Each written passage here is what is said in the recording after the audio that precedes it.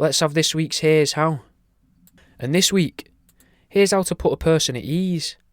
When someone catches you climbing off the shed roof, tell them that you thought you saw someone throw a frisbee on there the other day, and that there isn't a hole in the roof, so they've nothing to worry about in that regard. Make sure to slowly walk out the garden, because running will cause a bit of distress, or just calmly lift the fence panel and squat through the newly formed gap. If you live in a block of flats, place posters around saying that you've tested the building's fire alarms on Sunday and none of them went off, but don't worry, because you bought a bag of 9-volt batteries off the internet and you're more than happy to replace them all.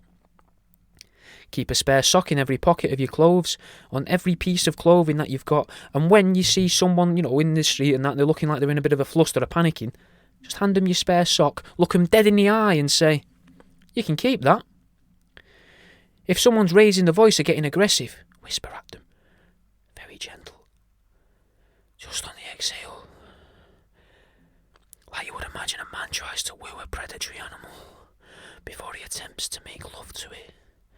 If you witness somebody getting stressed out at a card machine because they've got their pin wrong twice, walk up behind them slowly and announce your presence by gently placing your hands on their hips, leaning into them and saying, "You don't have to worry about that anymore."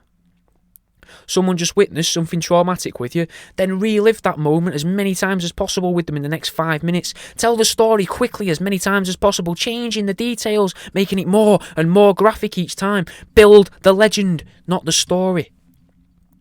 If you see someone having trouble parking, for example, they're shouting at themselves in the car, edge your car closer and closer to their car. That way, when they can shift their attention, from not being able to park to not being able to reverse, they can aim all that at you rather than directing it and aiming it inwards at themselves.